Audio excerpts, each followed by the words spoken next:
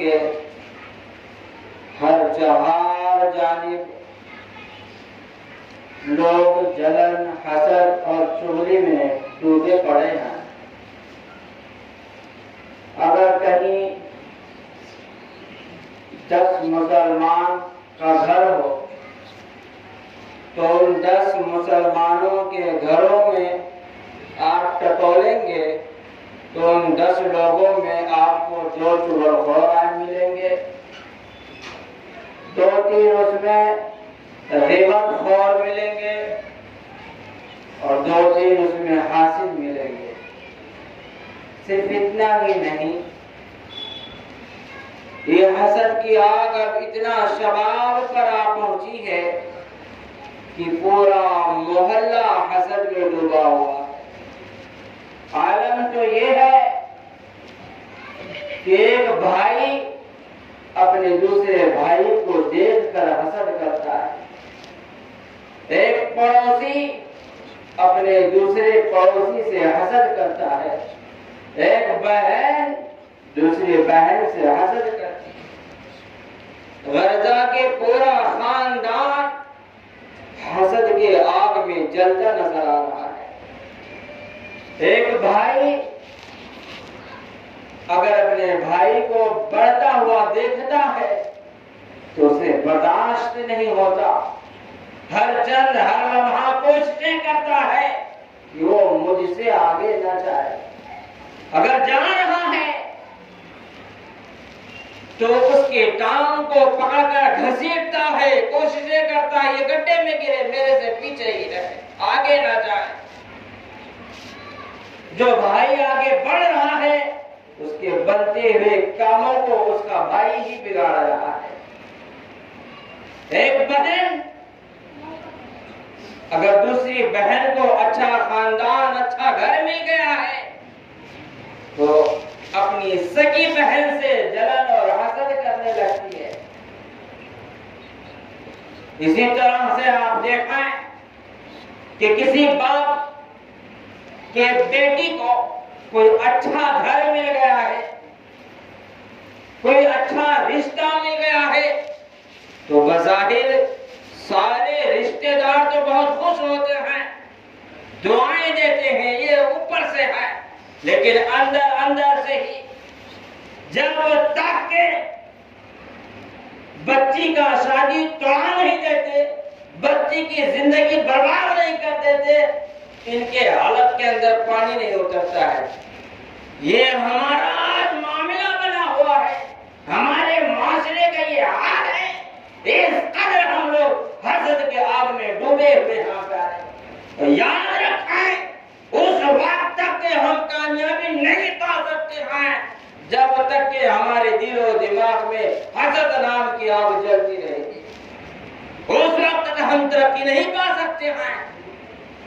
اگر کوئی مسلمان اپنے بیٹے کو پڑھا لکھا کر اچھا ڈاکٹر بنا رہا ہے یا وکیل بنا رہا ہے یا کسی سرکاری نوکری میں بھیج رہا ہے، اپنے بچوں کو اچھا بنانے کی کوششیں کر رہا ہے تو دوسرے مسلمان کو یہاں خوش ہونا چاہیے تھا، اس کو اس سے نصیحتیں لینی چاہیے تھی، لیکن نہیں، اس کے بچے کے اوپر دعا تعویذ کراتے ہیں، اس کے بچے کے اوپر طرح طرح کے حرکات کرتے ہیں، یہاں تک کہ روایتوں میں آتا ہے لوگ کہتے ہیں کہ اس کا مرڈر کروا دیتے ہیں، اس کو جو ہے برباد کر دیتے ہیں۔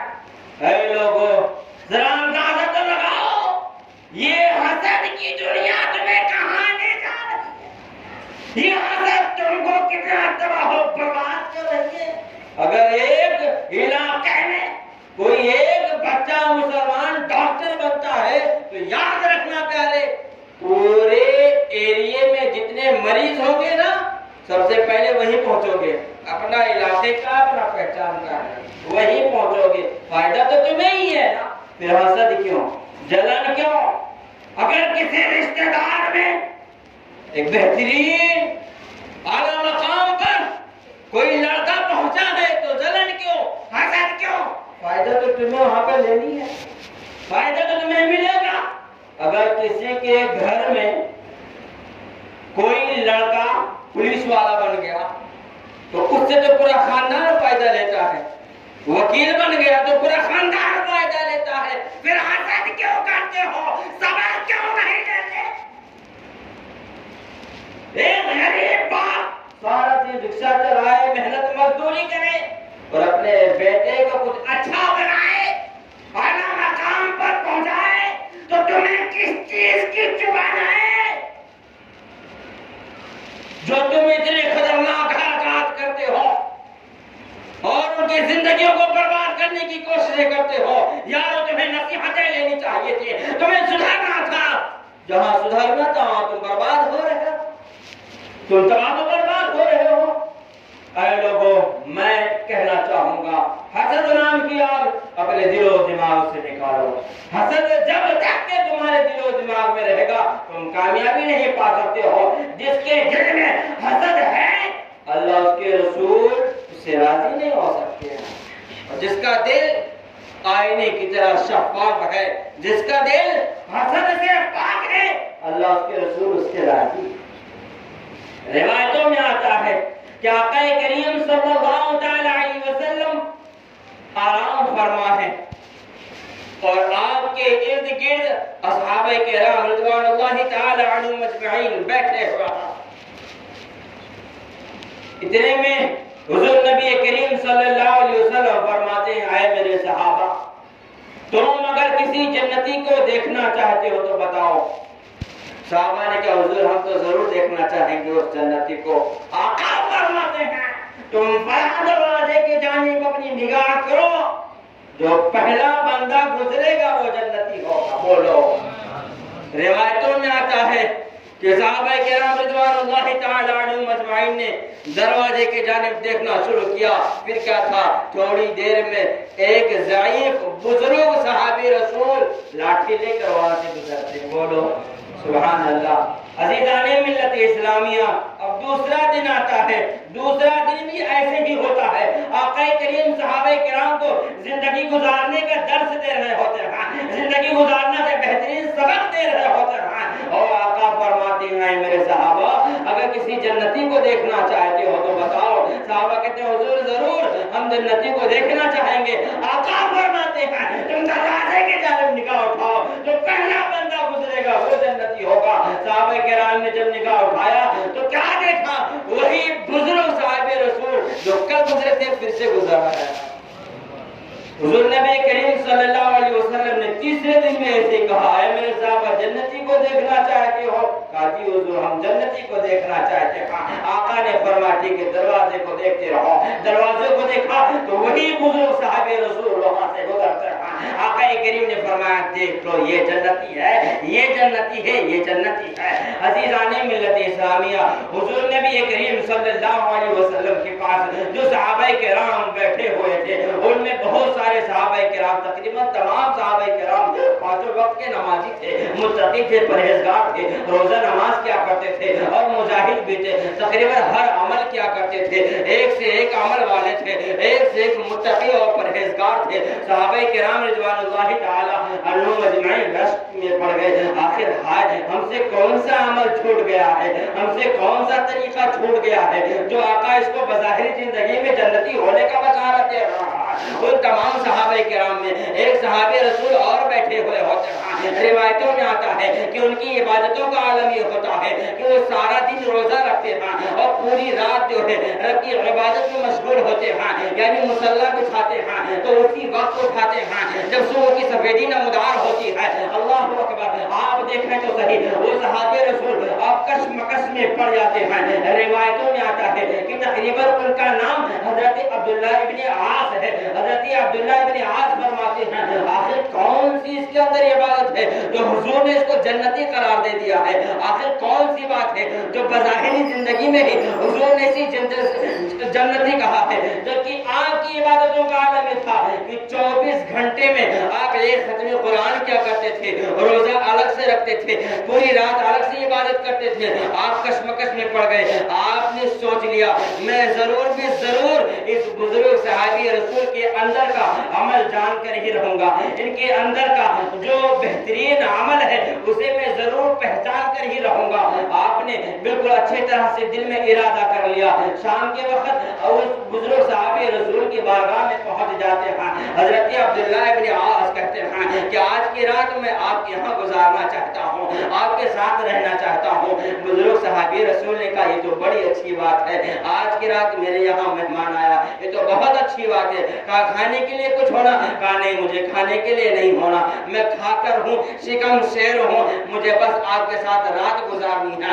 روایتوں میں آتا ہے کہ وہ بزرگ صحابی رسول دو کھاٹ لاتے ہیں اور دونوں کھاٹوں کو بازو میں بچھا دیتے ہیں، ایک پر خود لیٹ جاتے ہیں اور دوسرے کھاٹ پر جو ہے حضرت عبداللہ ابن عاص لیٹ جاتے ہیں اور دونوں سو رہے ہوتے ہیں۔ حضرت عبداللہ ابن عاص بظاہر اوپر سے چادر ڈھک لیتے ہیں لیکن اندر ہی اندر وہ سو نہیں رہے ہوتے ہیں بلکہ رکھوالی کر رہے ہوتے ہیں، دیکھ رہے ہوتے ہیں کہ آخر یہ بزرگ صحابی رسول کرتے کیا ہیں، کون سا ان کا ایسا عمل ہے، کون سا ایسا تقوی ہے ان کا جو اللہ اس کے رسول کی نگاہ میں اتنا اعلیٰ مقام پا گئے ہیں، اتنا اعلیٰ درجہ پا گئے ہیں۔ وہ اس تحقیق میں ہے، اس فراغ میں ہے کہ اس عمل کو میں دیکھو تو ذرا۔ فرماتے ہیں پوری رات میں ان کو دیکھتا رہا اور بزرگ صحابی رسول صرف اسے اپنی کروٹیں بدلتے رہے، صرف اسے اپنی کروٹیں بدلتے رہے۔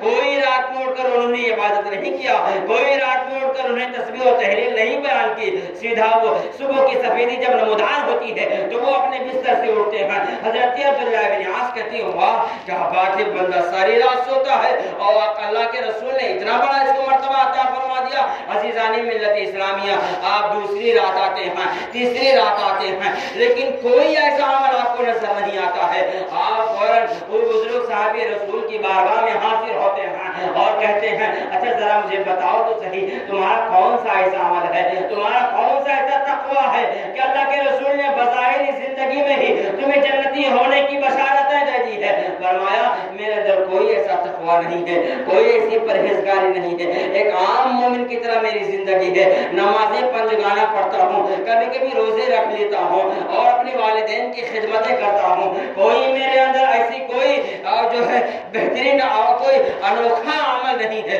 جو تمام مومن کرتے ہیں وہی میں کرتا ہوں، بس فرق اتنا ہے کہ میرے دل کے اندر کوئی میل نہیں ہے، میرے دل کے اندر جو ہے کوئی حسد نہیں ہے، کوئی جلن نہیں ہے، کوئی کینہ نہیں ہے، کوئی بغض نہیں ہے، بلکہ جب بھی میں کسی مومن کو بڑھتا ہوا دیکھتا ہوں تو خوش ہو جاتا ہوں اور اس کے لیے اور دعائیں کرتا ہوں، بلکہ جب بھی میں کسی بھی مومن کو ترقی پاتے ہوئے دیکھتا ہوں، عروج پاتے ہوئے دیکھتا ہوں اور اس کو پھلتے پھولتے دیکھتا ہوں تو میں اور خوش ہو جاتا ہوں اور اس کو دعائیں دیتا ہوں۔ میرا دل جو ہے تمام حسد سے بالکل پاک ہے، شیشے کی طرح ہے۔ حضرت عبداللہ ابن عاص کہتے ہیں بس یہی وجہ ہے جس کی وجہ سے اللہ کے رسول تم سے بے حد خوش ہو گئے اور دنیا میں ہی تمہیں جنتی ہونے کی بشارتیں عطا فرمائے۔ عزیزان ملت اسلامیہ، تو ہم تمام کو چاہیے کہ اپنے سینے کو، اپنے دل کو، اپنے دماغ کو حسد سے بچائیں، جلن سے بچائیں، بغض سے بچائیں۔ تمہیں پتا ہے کہ تم نے اپنے سینے میں حسد بٹھا کر کتنا بڑا ظلم اپنے اوپر کیا ہے؟ تمہیں پتا ہے کہ تم نے اپنے سینے میں جلن بٹھا کر اپنے اوپر تم نے کتنا بڑا ظلم کیا ہے؟ تم نے اپنے آپ کو جہنم کا ایندھن بنایا ہے، تم نے اپنے آپ کو جہنم کا ایندھن بنایا ہے اور تم حسد کرتے ہو۔ کس سے کرتے ہو؟ اپنے بھائی سے کرتے ہو، اپنے بہنوں سے کرتے ہو، اپنے پڑوسیوں سے کرتے ہو، اپنے دوستوں احباب سے حسد کرتے ہو جو تمہارے وقت پر وہی کام آنے والے ہیں۔ جب تم گڈھے میں گرو گے تو وہی تمہارے بھائی بھتیجے تم کو ہاتھ دینے والے ہیں، تم ان سے حسد کرتے ہو۔ تم ان بچیوں کا رشتہ توڑواتے ہو جو بچیاں کئی سالوں تک گھروں میں بیٹھ کر رب کے حضور دعائیں کر رہی ہوتی، مولا سے اچھا رشتہ عطا کرتے۔ ان بچیوں کا تم حسد کے بنا پر رشتے توڑوا دیتے ہو۔ اندازہ لگاؤ کتنے گئے گزرے ہو چکے جاؤ۔ یہ سارا طریقہ کفار و مشرکین اپنایا کرتے تھے، یہ گو مدر پینے والے یہ لوگ اپنایا کرتے تھے۔ لیکن آج وہ ساری چیزیں ہمارے اندر آ گئی، وہ ساری بیماریاں ہمارے اندر آ گئی ہیں۔ اندازہ لگا کتنے نیچے گر گئے۔ ایک وقت تھا کہ ایک مومن کا پورا پورا گھر، پورا پورا کنبہ نمازی ہوتا تھا، متقی ہوتا تھا، پرہیزگار ہوتا تھا، اور کفار و مشرکین مثالیں دیا کرتے تھے، یارو انسان بننا ہے تو مومن بن جاؤ، انسان بننا ہے تو مومن بن جاؤ، کفار و مشرکین مثالیں دیا کرتے تھے۔ لیکن جیسے جیسے حضور کا زمانہ دور جاتا گیا پھر وہ وقت آیا کہ جہاں پورا پورا گھر نمازی ہوتا تھا، پورے گھر میں اب ایک نمازی بچا، پورے گھر میں ایک نمازی بچا، وہ بھی بزرگ بوڑھے صاحب۔ اور پھر وہ زمانہ بھی آیا، جیسے جیسا دور ہوتا گیا پھر وہ زمانہ بھی آیا کہ پورے گھر میں اب کوئی نمازی ہے ہی نہیں، پورے گھر میں اب کوئی نمازی ہے ہی نہیں۔ جہاں ایک مومن کے گھر میں روزے نماز کی پابندیاں ہوا کرتی تھی، وہاں اس گھر میں جلن، حسد، چغلی، برائیاں بھر گئی ہیں۔ تو ترقی کیا پاؤ گے؟ ترقی پا سکتے ہو؟ نہیں پا سکتے۔ ترقی پانی ہے تو تمہیں اپنے سینے کو جلن سے بچانا ہوگا، اپنے آپ کو حسد سے بچانا ہوگا، اور مل کر چلنا ہوگا، ایک ٹائیجی کے ساتھ چلنا ہوگا۔ میں نے دیکھا ہے کہ اگر کسی بڑے بھائی کی بیٹی کی شادی ہو، 1000 5000 کسی نے دے دیا یا مانگ لیا تو دیتے بھی نہیں ہے، الٹا اس کو اتنا ذلیل کرتے ہیں، اتنا ذلیل کرتے ہیں جیسے کہ بڑے بھائی نے بہت بڑا جرم کر دیا ہے۔ یار تمہارا بھائی ہے، تم سے نہیں تو کس سے کہے گا؟ اور تمہیں چاہیے کہ مدد کرنا، اور نہیں ہے تو کوئی بات نہیں، تم برا نہ کرتے ہوئے حسد نکال ہے ہو اپنا۔ اگر 4 بھائی ہیں، 3 بھائی کچھ نہ کر سکے، چوتھا بھائی اگر کہیں زمین خرید لیا یا کچھ اچھا کر گیا تو 3 تو ایسے ہی جب گھس کے مار رہے ہیں۔ یہ کیا ہے طریقہ؟ یہ مومنوں کی شان نہیں ہے پیارے، یہ مومنوں کی زندگی نہیں ہے پیارے، یہ مومنوں کی پہچان نہیں ہے پیارے۔ ارے مومنوں کی پہچان تو تقویٰ ہے، مومنوں کی پہچان محبت رسول ہے، مومنوں کی پہچان چاہت رسول ہے، محبت اور مومنوں کی پہچان سنت رسول ہے، مومنوں کی پہچان اخلاق رسول ہے، مومنوں کی پہچان ان کا نرم دل ہے، ان کا نرم اخلاق ہے۔ اور ہم نے کیا طریقہ بنا رکھا ہے؟ ہم نے اپنا کیا حلیہ بنا رکھا ہے؟ روایتوں میں آپ اپنے ماتھے کی نگاہوں سے دیکھا، ہمارے معاشرے میں ایسا ایسا ماحول بن گیا ہے کہ اگر کسی کے یہاں 1-2 وقت کھانے کا انتظام نہ ہو تو لوگ اس شرم سے کسی سے مدد نہیں لیتے ہیں کہ اگر مدد کرنے والا مدد کر دیا تو پورے محلے میں اس کو بدنام کرے گا، پورے محلے میں جو ہے اپنی واہواہی دکھائے گا، میں تو اتنا کرتا ہوں، میں تو اتنا کرتا ہوں، میں تو اتنا کرتا ہوں۔ یارو اللہ نے تمہیں توفیق دی ہے، اور اگر تم کسی کا دل جیتتے ہو تو اسے پوشیدہ رکھو، اس کا اجر تمہیں وہاں ملے گا جہاں تمہیں شدید ضرورت ہوگی۔ تم ڈھونگ کیوں پیٹتے ہو؟ تم لوگوں میں کہاں پرچار کرتے کہ ہم نے یہ کر دیا، یہ نہیں کر دیا۔ رمضان مبارک آ رہا، آپ دیکھا ہم مومنوں کی پہچان کیا بنا رکھی ہے۔ اگر کسی بیوہ یتیم کو 2 جوڑی کپڑے دیے تو پہلی فرصت میں فوٹو کھینچتے بیٹھتے ہیں، اگر کسی کو 2 وقت کی افطاری کرا دی تو پہلی فرصت میں فوٹو کھینچتے بیٹھتے ہیں۔ یہ کیا کر رہے ہو؟ تمہیں یہاں اجر چاہیے، وہاں اجر چاہیے، چاہیے کہاں؟ یہاں چاہیے کہ وہاں چاہیے؟ ارے وہاں کے بارے میں انتظام کرو جہاں تمام کو ضرورت ہوگی، اور نفسی نفسی کا عالم ہوگا، کوئی آگے پیچھے نہیں ہوگا۔ پھر وہاں یہی لوگ کام آئیں گے تمہارے، وہاں یہی لوگ کام آئیں گے۔ روایتوں میں آتا ہے جنت میں جو سب سے آخری میں بندہ جائے گا نا، جو سب سے آخری میں، وہ اسی سبب سے جائے گا کہ وہ غریبوں کو دیکھتا تھا، یتیموں کو دیکھتا تھا، اس کے پاس اتنی رقم نہیں ہوتی تھی کہ اس کو دے دے، لیکن دیتا تھا، رک کے دیتا تھا، بعد میں دیتا تھا، ہونے کے بعد دیتا تھا۔ مثال کے طور پر آپ کو ضرورت ہے، میرے پاس پیسے نہیں کہ میں آپ کو دے دوں، لیکن میں انتظام کرتا تھا، مہینے 2 مہینے میں جب میرے پاس آ جائے تو سامنے والے کو 1 جوڑی کپڑے دے دیا کرتا تھا۔ اس طرح سے وہ مدد کیا کرتا تھا، بروز قیامت اس کو اس کا یہی عمل جنت میں لے کر جائے۔ دوستانہ ذکر ہے تو میں امید رکھوں گا کہ کوئی کسی سے کبھی بھی حسد نہیں رکھے گا، جلن نہیں رکھے گا، بغض نہیں رکھے گا، اور سب لوگ محبتوں کی زندگی گزاریں گے۔ وما علینا الا البلاغ۔ السلام علیکم ورحمۃ اللہ۔ آپ ذرا 2 منٹ کے لیے کھڑے ہو جائیں اور یہ سب درست کر رہے ہیں، کان سے خاندان ملا ہے، اگر بھی اس میں کوئی جگہ ہے تو پیچھے بہت سارے مومن بھائی کھڑے ہیں، ان کو جگہ دے دی جائے اور اچھی طرح سے اشارے کی ساری چیزیں کمپلیٹ کر لیں۔ موبائل وغیرہ بالکل بند کر لیں، سر کھلے ہیں تو ان کو رکھ لیں، گلے کا بٹن کھلا ہے تو اسے بھی رکھ لیں۔